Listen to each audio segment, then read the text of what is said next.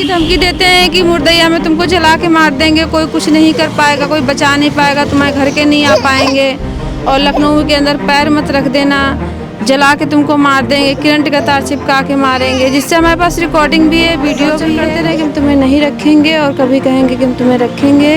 और बस ऐसे ही मतलब आज भी हम कोशिश करते हैं कि हमको रखें, पर रखते नहीं हैं, और भैया से भी मिलने के लिए मना करते हैं। आपके बेटे से बात होती है? कभी कभी हो जाती है, वो भी जो टॉर्चर करते हैं, कहते हैं कि तुम कोई पुलिस कंप्लेंट ना करो, कोई कार्रवाई ना करो तो हम बेटे से बात करने देंगे, ऐसे नहीं करने देंगे। और वो विधानसभा में नौकरी करते हैं, और लखनऊ के अंदर पैर मत रख देना, तुम्हें यहाँ क्या है, तुम्हारा क्या अधिकार है तुम्हारा। पता नहीं कि मैं उनकी धर्म पत्नी हूँ, मेरा हक है, मेरे बच्चे हैं, मेरा पति है। मैंने बोला तो वो रंडी करके बात करती हैं, बहुत गंदी गंदी गाली देती हैं। और जब आप थाने में कंप्लेन करने जाते हैं तो वहाँ से क्या कार्रवाई होती है? आप वहाँ से सर कुछ भी कार्रवाई नहीं होती। हमेशा यही कहते हैं कि हम पैसा दे के, हमारी जान पहचान है और हम पैसा दे के हमेशा जो है कर लेते हैं। इस वक्त हम लोग लखनऊ के हजरतगंज में मौजूद हैं। आज उत्तर प्रदेश सरकार मिशन शक्ति के चौथे चरण में आ गई है। मिशन शक्ति जो महिला सम्मान, सुरक्षा और स्वावलंबन को लेकर था, महिलाओं का कल्याण हो सके इसलिए था। लेकिन हकीकत क्या है प्रदेश में, वो मैं आपको दिखाना चाहता हूँ कि न्याय के लिए महिलाओं को किस कदर दर दर की ठोकरें खानी पड़ती हैं, उनकी अवस्था कितनी भी दयनीय हो, उसके बाद उनको किस किस दशा से गुजरना पड़ता है, वो मैं आपको दिखाऊंगा। हमारे साथ इधर ये देखो, सोनी सिंह जी हैं जो लखनऊ की निवासी हैं। 2019 में इनका एक जानलेवा भीषण एक्सीडेंट होता है जिसमें इनके 3.5 वर्षीय पुत्र की मृत्यु हो जाती है। उसके बाद से इनके पति ने इनके साथ मारपिटाई करी, इनको धमकी देके घर से बाहर निकाल दिया।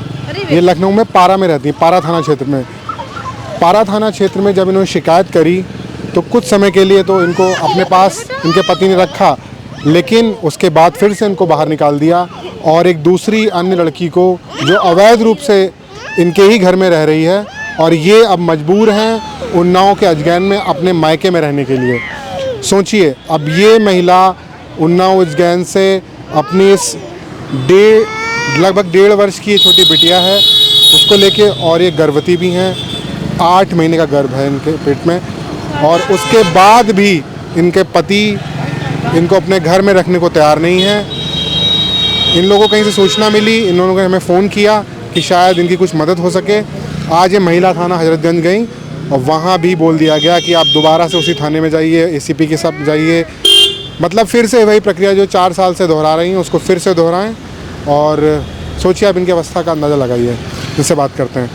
सोनी जी, क्या हुआ आपके साथ, अपनी घटना बताएं। सर, हम पारा थाना, हमारा नाम सोनी सिंह है और हमारी ससुराल जलालपुर की है, और हम पारा थाना कई बार गए आए, मतलब कोई गिनती नहीं है हम कितने बार गए आए, पर हमारी कोई वहाँ सुनवाई, कोई कार्रवाई नहीं होती। और हमारा आपका एक्सीडेंट जब हुआ था उसके बाद से आप अपने घर, वो कब हुआ था और कितने दिन से आप अपने घर पे नहीं हैं? 16 अगस्त 2019 में एक्सीडेंट हमारा हुआ था, जिस एक्सीडेंट में हमारा बेटा ख़त्म हो गया था, और हमारे बेटे का नाम आयुष था, जो बेटा हमारा ख़त्म हुआ था। और उसके बाद से हमारे हस्बैंड ने हमें छोड़ दिया और बहुत टॉर्चर करते थे हमको। दूसरी लड़की से उनका अफेयर था, तो अफेयर तो 9-10 सालों से उनका था, पर जब से हमारा एक्सीडेंट हो गया तब से उन्होंने हमें छोड़ दिया और टॉर्चर करते रहे कि हम तुम्हें नहीं रखेंगे और कभी कहेंगे कि हम तुम्हें रखेंगे। और बस ऐसे ही मतलब आज भी हम कोशिश करते हैं कि हमको रखें, पर रखते नहीं हैं, और भैया से भी मिलने के लिए मना करते हैं। आपके बेटे से बात होती है? कभी कभी हो जाती है, वो भी जो टॉर्चर करते हैं, कहते हैं कि तुम कोई पुलिस कंप्लेंट ना करो, कोई कार्रवाई ना करो तो हम बेटे से बात करने देंगे, ऐसे नहीं करने देंगे बात तुम्हें। इनका जो एक बेटा इनके पति के साथ रहता है, जैसा कि ये बता रही हैं, उनसे कभी कभी बात हो पाती है, वो भी इस शर्त पे कि ये कोई शिकायत ना कर दें, ऊपर कोई पुलिस थाने में शिकायती पत्र ना दे आएँ। खाली शर्त के आधार पे कभी कभार इनकी बात हो जाती है, दबाव बनाया जाता है। जब आप थाने में कंप्लेन करने जाते हैं तो वहाँ से क्या कार्रवाई होती है? आप वहाँ से सर कुछ भी कार्रवाई नहीं होती। हमेशा यही कहते हैं कि हम पैसा दे के, हमारी जान पहचान है और हम पैसा दे के हमेशा जो है कर लेते हैं सुलह समझौता। वो अपना थाने से जो है, चौकी से उनकी जान पहचान है, बैठक है, तो वो हमेशा बच जाते हैं। जैसा कि बता रही हैं कि पुलिस मारने की धमकी देते हैं कि मुर्दैया में तुमको जला के मार देंगे, कोई कुछ नहीं कर पाएगा, कोई बचा नहीं पाएगा, तुम्हारे घर के नहीं आ पाएंगे, और लखनऊ के अंदर पैर मत रख देना, जला के तुमको मार देंगे, करंट का तार चिपका के मारेंगे, जिससे हमारे पास रिकॉर्डिंग भी है, वीडियो भी है। ऐसा नहीं, लेकिन तब भी कोई सुनने के लिए तैयार नहीं है। अच्छा, आपके घर पे या आपके ससुराल में कौन कौन है? सास ससुर आपके? सास ससुर नहीं है सर, सास ससुर ख़त्म हो गए। आज 4-5 साल हो गए, 5-6 साल हो गया। 15 में सास ख़त्म हुई थी, 16 में ससुर ख़त्म हुए थे और 19 में हमारा एक्सीडेंट हुआ था सर। तो 19 के बाद से ही वो दूसरी लड़की आपके घर में रह रही है? जी, जब से एक्सीडेंट हमारा हुआ तब से परमानेंटली वो घर ही में रह रही हैं, ससुराल में। और हस्बैंड जी यही मेन गलती इन्हीं की है। अगर ये चाहें तो ना रखें और ये चाहते हैं तो ही रखें, क्योंकि हमारी शादी के भी इतने साल हो गए, 8-9 साल। तो जब हम चाह कर नहीं रह पा रहे हैं तो वो भी ना रह पाए। आपका उनका कभी आमना सामना हुआ? दूसरी लड़की का क्या नाम है उसका, और उन्होंने क्या बोला आपको? नाम है उनका, और वो बालू अड्डे की रहने वाली है, गोमती नगर बालू अड्डे की। जी। तो आमना सामना आपने बोला नहीं कि आप मेरी पत्नी के साथ बिना शादी के कैसे रह रहे हैं? कई बार उनसे हम बोले हैं, पर वो उल्टा बदतमीजी से, गाली से बात वो हमसे करती हैं, क्योंकि उनको सपोर्ट पूरा हमारे हस्बैंड का मिलता है। वो हस्बैंड जो है हमेशा सपोर्ट देते हैं, बल्कि वो भी धमकी देती हैं। वो क्या धमकी देती हैं? मारने की, कि हमारे भाई जो हैं उनका नाम है रोहित सिंह, और वो विधानसभा में नौकरी करते हैं, और लखनऊ के अंदर पैर मत रख देना, तुम्हें यहाँ क्या है, तुम्हारा क्या अधिकार है तुम्हारा। पता नहीं कि मैं उनकी धर्म पत्नी हूँ, मेरा हक है, मेरे बच्चे हैं, मेरा पति है। मैंने बोला तो वो रंडी करके बात करती हैं, बहुत गंदी गंदी गाली देती हैं, और एक बार तो उन्होंने हमें मारा भी। तो आपके पति से आपने बात नहीं करी कि आपके बच्चे हैं, आपका हक बनता है, आपका भरण पोषण, रहने की व्यवस्था करना, कपड़ा लत्ता, भोजन एक पति का धर्म होता है, वो आपने कुछ उनको याद नहीं दिलाया? बोलती नहीं आप कुछ? सब बात करते हैं, सब याद दिलाते हैं, और जब मन करता है तो प्यार से बात करते हैं, और वो भी फ़ोन पे, कभी अकेले में, और नहीं तो फिर उल्टा बात करते हैं। सामने पे तो लगता ही नहीं कि गैर से, अजनबी इंसान से तो फिर भी इंसान बात कर लेता है, दुश्मन से फिर भी बात कर लेता है। हमसे जिस तरीके से बात करते हैं वो हम ही जानते हैं। बहुत 4 सालों में आपको खर्चा वगैरह, आपका खर्चा कैसे चलता है? अपनी नौकरी करती हैं, कैसे आपका गुजारा? सर पहले हम काम करते थे, कंपनी में करते थे उन्नाव में। जी। और फिर उसके बाद पहले तो ठीक होने में हमें 1 साल लग गया। जब ठीक हुए, पैसों की बहुत दिक्कत थी मायके में, फिर काम का पता किया, फिर काम करना शुरू किए दही चौकी में, उन्नाव में। और फिर उसके बाद जो है बात हुई, 1-2 बार कहे कि तुमको रखेंगे हम। फिर ये बिटिया आ गई पेट। फिर उसके बाद जब आ गई, उन्होंने कहा लड़की होगी रखेंगे, और फिर उसके बाद अब बदल रहे हैं कि अब नहीं रखेंगे, कोई खर्चा पानी नहीं देंगे। कितनी 1.5 साल की है? कितनी उम्र? जी 30 जनवरी से 2 साल की पूरी हो जाएगी। ये 2022 में हुई थी। तो आपने बताया नहीं कि आप गर्भवती हैं, फिर से माँ बनने वाली हैं? तो उन्होंने कुछ बताया है कि मार्च की प्रेगनेंसी है हमारी, और मार्च में हम घर गए थे बच्चे से मिलने, घर ससुराल अपने, जब ही की प्रेगनेंसी है, तो उल्टा हमें टॉर्चर कर रहे हैं। पहले तो कहने लगे बच्चा है, हमने बताया कि बच्चा है। तो जब ये बिटिया पेट में थी तो भी हमने बताया था, तो भी उन्होंने एक ही चीज़ बोला कि बच्चा रखो, नहीं तो अगर बच्चा हटा दोगी तो हम तुम्हारे पे मुकदमा कर देंगे, बच्चे से कभी बात नहीं करने देंगे। फिर उसके बाद हमने रखा कि हमको लगा कि हमको रख लेंगे। फिर ये हो गई, जिम्मेदारी से पीछे हट गए, और दोबारा से जब ये प्रेगनेंसी हुई, जब घर मिलने गए तो हमने मना किया, तो उल्टा सीधा कहने लगे तुम्हारा किसी और से चक्कर है, इसीलिए तुम बात नहीं करती हो, हार्ट टेस्ट नहीं करने देते। हमने कहा प्रिया हैं, उनको रख रहे हो तो उनको हटाओ यहाँ से, हम रहेंगे अपने बच्चे के साथ में, हमको रखो, बिटिया है, लड़का है, और हम यहीं रहना चाहते हैं, इतने साल से रहे हैं। और तो फिर वो उन्होंने मना कर दिया। अच्छा, पिछले जितने 3-4 सालों के दौरान आपको कितना पैसा दिया उन्होंने खर्चा आप रखने के लिए? सर वैसे हमें उन्होंने कोई पैसा नहीं दिया, बस ये है कि जैसे बिटिया जब पेट में थी तो 2-3 बार अस्पताल जैसे आए गए हैं रानी लक्ष्मीबाई, तो उन्होंने हमें पैसा दिया है, वो भी मोबाइल पे दिया है, मतलब मेडिकल स्टोर पे, कितना खर्चा? दवाई के लिए, कभी वैसे राशन पानी के लिए, कपड़ों लत्तों कभी के लिए कुछ नहीं, कोई पैसा नहीं देते? कभी कोई कपड़ा नहीं, कभी कोई राशन पानी के लिए 1 रुपया नहीं, बल्कि हम खुद कहते हैं उनसे कि हमको रखो और घर पे रखो, मना करते हैं तो हम कहते हैं किराए के कमरे पे रखो, पर हम अब आपके साथ रहना चाहते हैं। अब आप अंदाज़ा लगाइए, छोटी सी बच्ची है, पैसा नहीं देते हैं हमको, पहले गांव ना में भी ना इनको कोई खर्चा दे रहे हैं, मम्मी ना इनको रख रहे हैं। अब ये दर दर की ठोकरें खा रही हैं। अब 8 महीने का गर्भ है, इस अवस्था में इनका चलना दूभर है। अब ये सोचिए, उन्नाव से ट्रेन में बैठ के यहाँ लखनऊ आई हैं, हजरतगंज थाने में 2-2.5 घंटे यहाँ बैठी, महिला थाने में। वहाँ से इन्हें बोल दिया गया कि आप ACP काकोरी अपने पारा थाना क्षेत्र में वहाँ जाइए, वहाँ एप्लीकेशन दीजिए।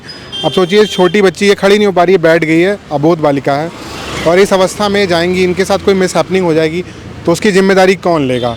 ये जो नारी शक्ति जो मिशन चल रहा है और ये यथास्थिति आप सामने देख रहे हैं, इसका कोई अर्थ निकल रहा है? आप स्वयं अंदाज़ा लगाइए।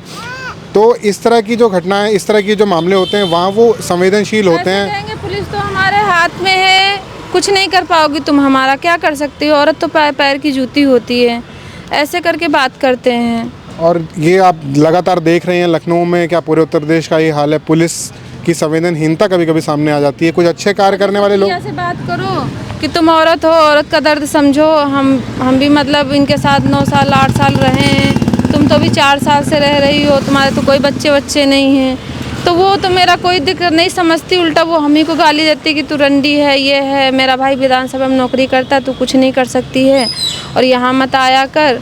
और जैसे बच्चे से मिलने के लिए कहो, स्कूल जाने के लिए कहो, तो वहाँ के लिए भी मना कर देती हैं। अब सोचिए, ये धर्म पत्नी है, ब्याहता पत्नी है, उनको एक अवैध रूप से रहने वाली महिला इनको अपशब्द कह रही है, गाली दे रही है, धमकी दे रही है कि तुम यहाँ मत रहो, और ये इस तरह से दर की ठोकरें खा रहे हैं। तो दर्शक जो देख रहे हैं, आप अंदाज़ा लगाइए कि ये जो मिशन शक्ति चल रहा है ये कितना सार्थक है, कितना सफल है।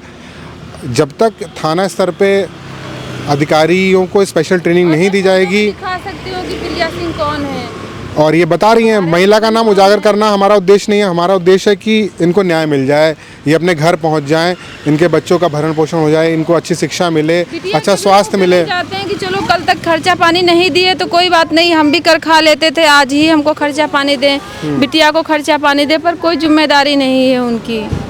बस हम तो यही चाहते हैं, सिर्फ बच्चे पैदा करके छोड़ देना ही पिता की या माता पिता की जिम्मेदारी नहीं होती, उससे कहीं अधिक होता है। उनके एक अच्छे भविष्य को सुनिश्चित करना ही पड़ता है। नहीं तो आप स्वयं अंदाजा लगाइए, अगर आपके घर की कोई बेटी, कोई बहन होती तो आप पे क्या बीती अगर इस तरह की घटना उसके साथ होती।